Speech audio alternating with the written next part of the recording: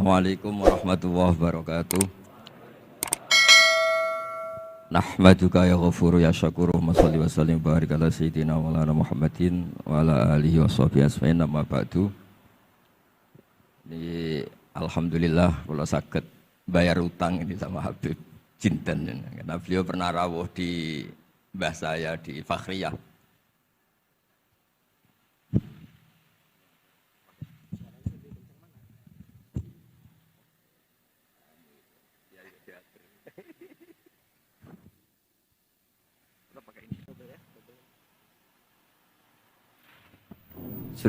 Cukup.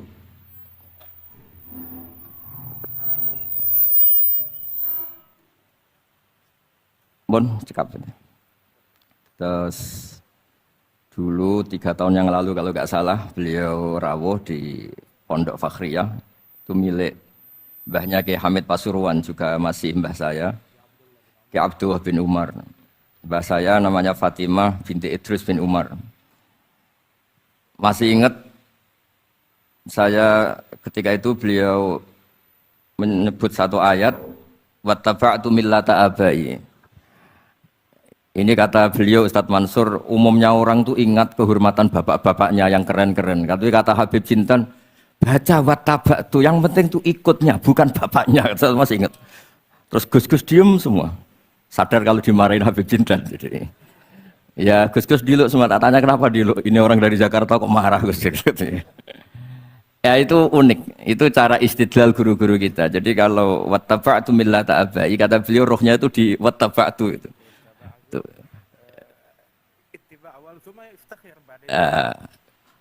Ittiba awalan baru bangga dengan bapak-bapaknya. Jangan bangga dulu, nggak ittiba gitu. Jadi alim dulu, baru bangga Habib Jinten. Jangan bangga muridnya Habib Jinten, ndak alim-alim. Gitu Bebe.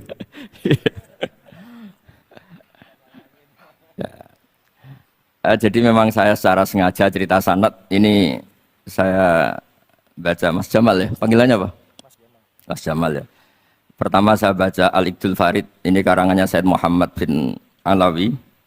Di sini saya baca supaya barokah dari karangannya Sayyid Muhammad. Di antara orang yang beliau sebut dari ulama Indonesia, beliau ngendikan Al-Habib Al-Mu'ammar Ali bin Abdurrahman bin Abdillah Al-Habsyi. Wal-Habib, ya kuitang ini Bebe. Ya, jadi juga. Ya ini juga jad beliau dari omnya Wal-Habib Ali bin Husain bin Muhammad Al-Attas Sahibitat. Wal-Habib Hamid bin Muhammad bin Salim Asyiri. Wal-Habib Muhammad bin Ahmad bin Zain Al-Haddad. Wal-Habib Syekh bin Salim bin Umar Al-Attas. Nah ini Wal-Habib Salim bin Ahmad bin Jinten bin Syekh Abu Bakar bin Salim. Ini kitab karangannya Sayyid Muhammad bin Alawi. Terus ketika beliau cerita Sanad Ad-Darimi, Sunan Ad-Darimi, beliau ngendikan Arwi Sunan Ad-Darimi anis Sayyid Salim bin Jiddan, Alian anil Habib Utsman bin Abdullah bin Akil bin Yahya Al-Alawi, Mufti Batawi. Ya, An Utsman bin Hasan Ad-Dimyati anil Amir Al-Kabir. Jadi keberadaan Habib Salim ini mudawwan, selain faktanya beliau sering ta'lim juga mudawwan dibukukan. Saya pernah hormat kholnya Syekhona Khalil. Di situ di antara manaqibnya ditulis min ajalli ta'lamidhi Salim Al-Habib An-Nasib Salim Maula Jinten, Alu Jinten disebut di situ. Jadi ini bukan cerita untuk tafakhur, bukan untuk fakhriyah, tapi ini memang fakta untuk fakhriyah. Karena pondoknya buyut saya juga namanya fakhriyah, Minal fakhriyah ilal fakhriyah. Ya, minal fakhriyah ilal fakhriyah. Nah ini tentang sanad. Tadi saya sudah mentasihkan beliau dan beliau mengkuatkan hujah kita. Dulu ketika Habib Salim banyak orang yang menyalahkan orang pakai celana, Beb. Nanti jenengan yang cerita. Beliau juga bela kultur itu. Saya pernah baca di kitabnya Said Muhammad Alawi, judulnya itu Manhajus Salaf fi Fahmin Nusus. Di kitab saya itu halaman 423. Nanti bisa dicek halaman 423. Di situ ada kata-kata wa kanat sunnatu Rasulillah sallallahu alaihi wasallam annahu yat'amu ma yajiduhu fi ardi wa yalbasu ma yajiduhu wa yarkabu ma yajiduhu mimma abahahu wa ta'ala. Terus beliau cerita, siapapun yang makan faman at'amama yajiduhu fi ardi fa huwa al-muttabi' lis sunnah. Kama annahu hajjal baita min madinati nafsi. Faman hajjal baita min madinati nafsi fahuwa al-muttabi' lis-sunnah. Jadi supaya perasaan orang Indonesia ketika berpakaian seperti ini, seperti saya, seperti teman-teman ini, tetap tercantol, tetap terhubung oleh Rasulullah Shallallahu Alaihi Wasallam. Misalnya Nabi, karena beliau itu orang Madinah, tentu hajinya atau mikotnya dari Dzul Khulaifah. Karena kita orang Indonesia lewat Yalamlam ya harus lewat Yalamlam. Waqata Rasulullah li ahli Madinah Dzul Khulaifah, wa li ahli Syam al-Juhfah, wa li ahli Najdin Qarnan. Wali ahli Yaman Yalamlam. Jangan mentang-mentang ikut sunnah Nabi terus orang Yaman mikotnya dari Dzul Khulaifah. Orang Sam juga dari Dzul Khulaifah. Semua itu harus min madinati nafsi. Sama seperti Rasulullah yat'amu ma yajiduhu fi ardi. Kita juga nat'am ma najiduhu fi ardina. Sehingga jangan sampai umat Islam yang perilakunya keseharian ini sudah baik kemudian merasa tercerabut dari sunnah Rasulullah Shallallahu Alaihi Wasallam. Karena Nabi seperti mana kita ingin dan kita tahu ketika ada orang Arabi bilang Allahumma arhamni wa Muhammadan wala tarham ma'ana ahadan. Ya Allah, hanya saya dan Muhammad yang perlu engkau kasihani, yang lain jangan. Kata Nabi, laqad tahajjarta wasi'an. Rahmat Allah yang luas ini kamu persempit. Hanya karena mungkin kita orang Jawa, orang Indonesia. Makanya saya ini bangga ngaji sama Mbah Mun. Beliau orang Jawa, saya ngaji juga hanya di Indonesia. Tapi guyonannya Mbah Mun dulu itu lucu. Wong koyok kon tuh kayak orang Jawa, kayak kamu tuh mesti ada yang alim. Karena Islam ini kafatal linnas. Makanya yang ahli nahwu itu Imam Sibawayh, padahal beliau Persia. Imam Ghazali juga bukan orang Arab, tapi alim hujatul Islam. Karena Allah ingin memaklumatkan bahwa agama ini kafatal linnas. Bukan milik orang Arab saja, bukan milik siapa saja, tapi kafatal linnas. Makanya kita harus bangga dengan tradisi para habaib. Ada Rauhah Bukhari. Bukhari itu kita tahu namanya itu Muhammad bin Ismail, bin Ibrahim bin Mughirah. Setelah itu sudah namanya bin Bardasbah. Maula al-Ju'fi ini Bardasbah itu orang yang dulu diislamkan keluarga al-Ju'fi. Itu Mbah Mun kalau guyon itu Bardasbah cara Jawa Parmin Parlan. Tapi nyatanya dia putu alim alamah namanya Imam Bukhari. Artinya kita tentu sepakat, sangat-sangat sepakat, sangat menghormati orang-orang yang arfa'u minna nasaban kayak para habib. Tapi para habib juga mau ngakui kayak pakai Bukhari as-Sahihul Kutub ba'da kitab al-Bukhari. Sehingga memang nggak pernah ada masalah secara sanad, secara tradisi. Di kitabnya Sayyid Muhammad ini ada sanad dari ulama India yang orangnya juga macam-macam dari marga macam-macam. Jadi saya mohon barokahnya sanad ini kemudian kita tahu apa sih sanad itu. Sanad itu ya kadang-kadang harus lewat orang yang mungkin kita tidak cocok. Dulu itu ada sahabat tanya, kalau mencium istrinya pas Ramadan itu sah apa enggak? Kebetulan ditanya itu Maimunah. Enggak tanya Saudah karena sangat yakin enggak itu, kalau Saudah itu enggak. Itu Maimunah jawabnya, kalau kita enggak ngalamin, coba tanya Aisyah yang potensi ngalamin dicium pas Ramadan. Sebetulnya istri yang Nabi itu sama Aisyah itu ya agak gimana ya namanya Doro itu ya rival. Akhirnya tanya, ya Aisyah, gimana hukumnya lelaki mencium istrinya pas Ramadan? Ya dijawab sama Aisyah, qabbalani Rasulullah wa huwa shaim. Yang lainnya enggak bisa jawab, enggak ngalami. Jadi sanad tuh kadang ya cocok enggak cocok ya memang itu fakta. Cara mandi junub, kayak apa pinternya sahabat cowok kalau mandi junub ya tidak tahu. Akhirnya tanya sama Sayyidah Aisyah, sama Sayyidah Maimunah. Apapun dekatnya istri Rasulullah, kalau perang ya tidak tahu. Wong itu lelaki. Begitu juga afdolus sahabat kayak Abu Bakar, kadang harus mendapatkan hadis dari orang-orang yang nyon sewu agak deso. Bahkan kadang maulah kayak Sauban, kayak Robi'ah bin Ka'ab. Orang-orang biasa sekali. Khodim dulu. Tapi ini kan barokahnya khodim itu tahu keseharian Rasulullah SAW di dalam. Misalnya Anas, apa kenangan kamu dengan Rasulullah? Kenangan saya itu saya khodam tu Rasulullah SAW asyra sinin. 10 tahun saya itu tidak pernah melakukan sesuatu ditanya Nabi 5 sonata. Walali se'in taraktu 5 tarakta. Sehingga kalau saya pas baik itu ya gak berani tanya anak dalam saya, ngapain kamu? Ben sama pinter anut sunah Rasulullah SAW. Akhirnya can dalam kula nggih saenake beb gemrung orang tahu ditakoi. Jadi Hal-hal seperti ini tuh keseharian yang harus kita suka. Di antaranya lagi, inna min khiyari ummati fima nabba'ani al-malul a'la kauman yathakuna jahron. Di antara nanti umat pilihanku adalah orang-orang kalau tertawa itu keras sekali. Kauman yathakuna jahron. Itu dulu juga, padahal ada riwayat kasratu dhahki tumitul qalba. Banyak tertawa itu bisa mematikan hati. Tapi ini juga dilawan, kalau banyak cemberut bisa frustasi. Nah, sehingga di ilmu ini cerita saya nanti di tasnya Habib Jintan. Semoga nasinya bener, saya tamu pasti dihormati. Nggak penting bener ndak itu nggak penting. Yang penting tamu itu dihormati. Ya kebetulan saya ini tadi kan hormat mbah saya, masih mbah saya Mbah Mutamakin di Hajan. Terus pagi tadi hormat buka luar di Sunan Kudus. Jam 7 saya tadi di Kudus. Ya akhirnya sama teman-teman difasilitasi, disuruh naik pesawat tadi jam 11 tadi. Tapi saya tidak capek karena memang saya senang cerita sanad. Tapi yang lucu-lucu saja, nanti yang serius jangan saya, yang lucu-lucu saja. Biar lucu sampean tuh tidak ngawur, tapi ada sanadnya. Ada seorang mufassir yang bilang ketika nafsiri wa annahu wa adhaka wa abka. Allah itu zat yang memberi kamu tertawa. Mbok kamu ingin susah, tidak akan tertawa. Tapi kalau Allah menghendaki ya tertawa aja. Ada orang miskin frustasi, maunya gak tertawa.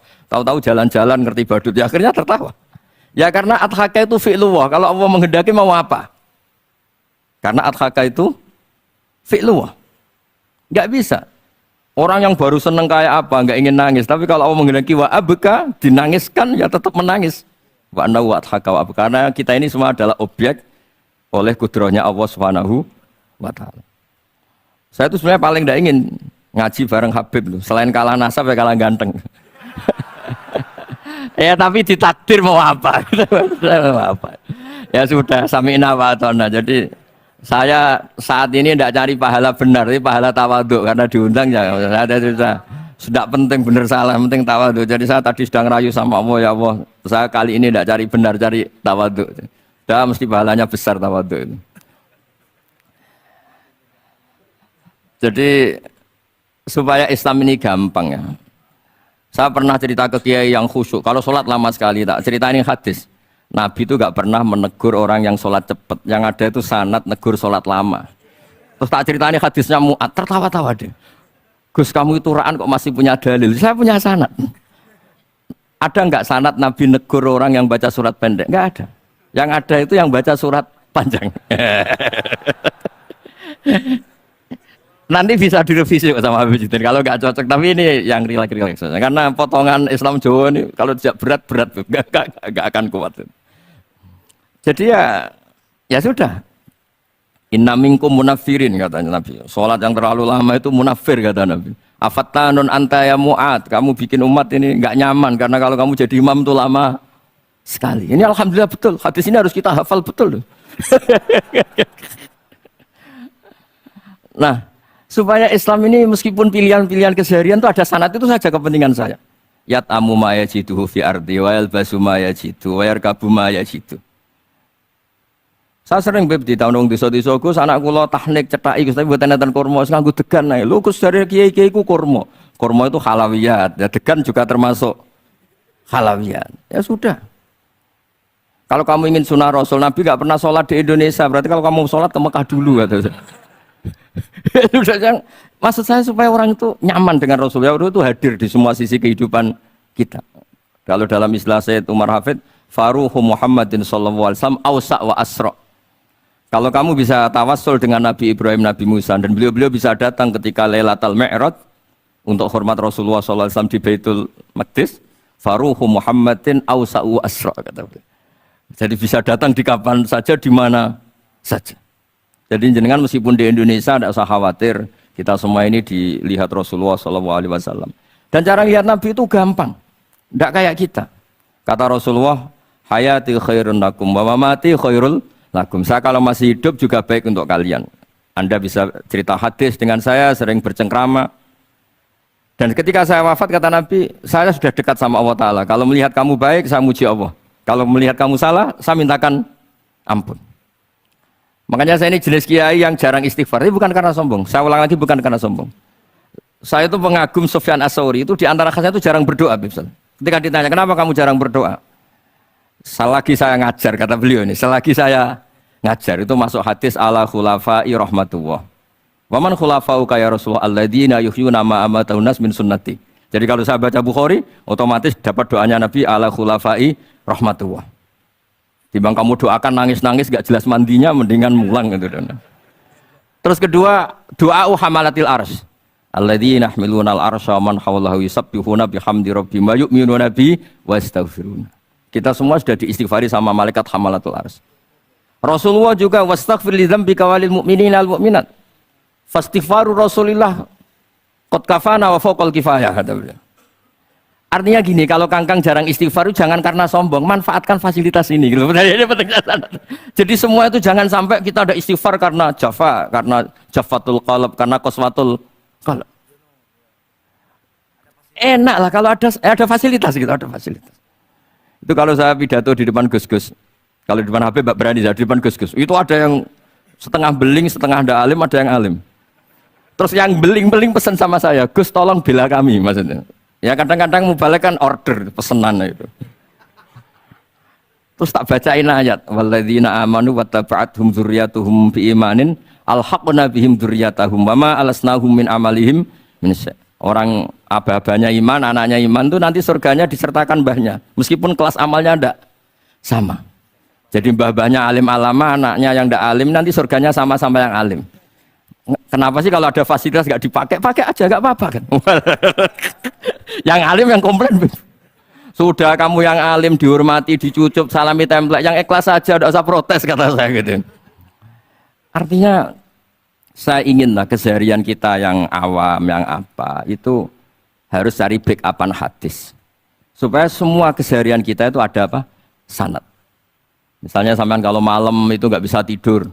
Tahajud ndak, witir ndak, ya mutolaah ndak.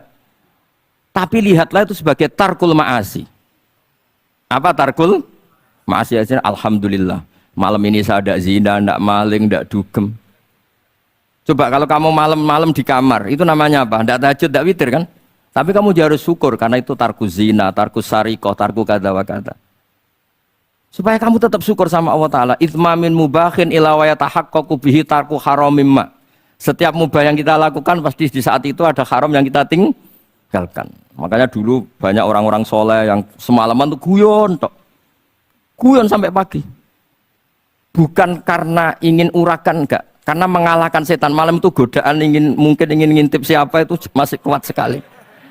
Ingin nonton siapa itu kuat sekali. Terus setan dilawan dengan guyon. Ternyata setelah guyon tuh asik, tahu-tahu pagi dan dutannya selesai. Oh itu setan bisa setruk melawan orang alim seperti ini. Karena nilainya tarkul masih. Meskipun dengan cara guyon, karena kalau yang cara wiridan itu calon wali, Beb. Kalau yang nggak calon wali, ya pokoknya tarkul maksiat. Maksud saya supaya harian kamu yang biasa-biasa saya ini menjadi luar biasa karena ada sanad. Ada apa? Ada sanad. Makanya dulu ulama-ulama itu kalau ngelawan setan itu pakai faroh, pakai seneng. Karena setan tuh paling seneng kalau melihat orang mukmin susah.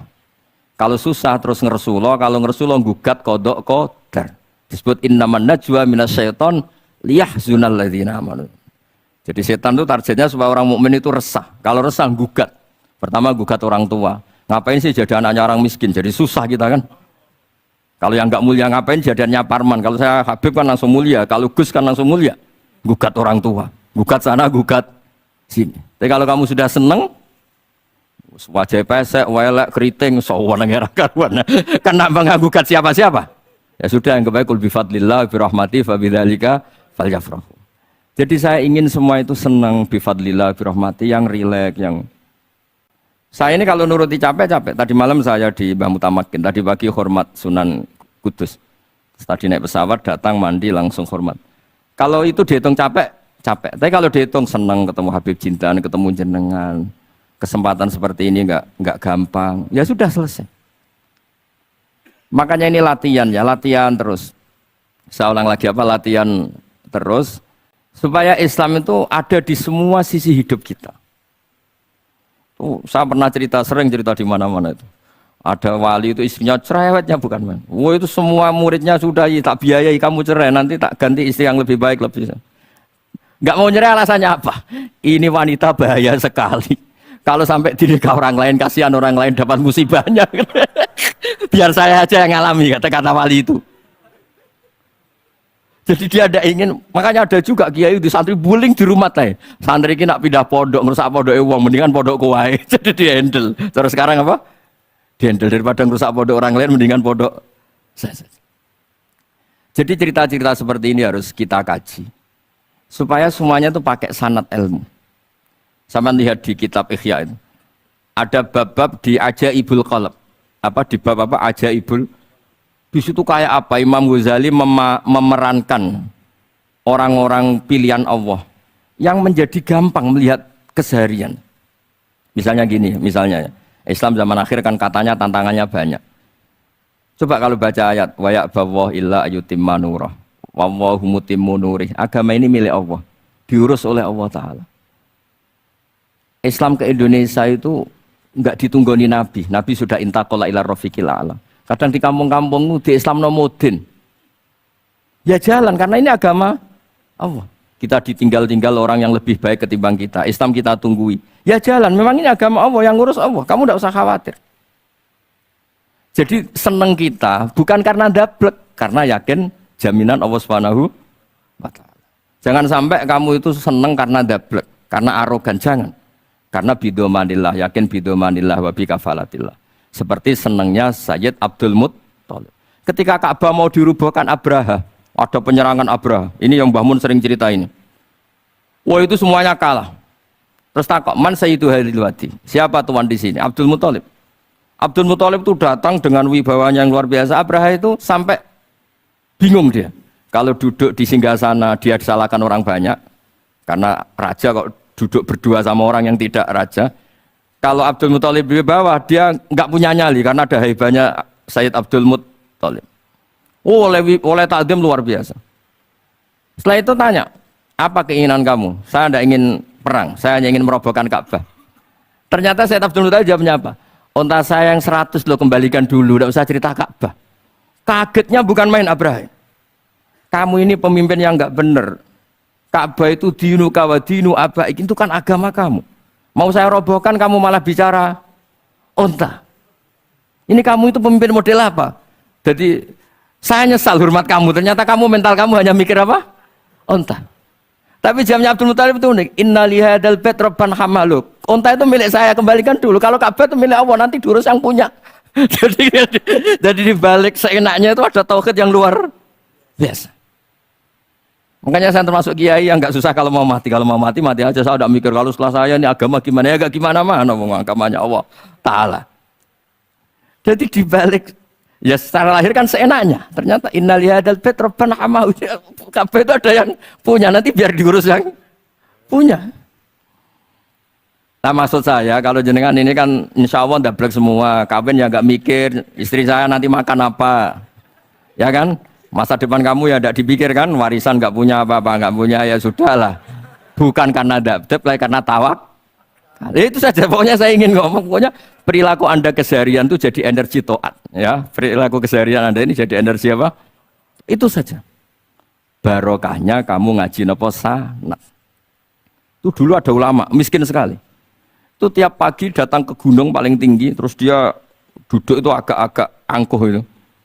Siapa yang lebih raja ketimbang saya?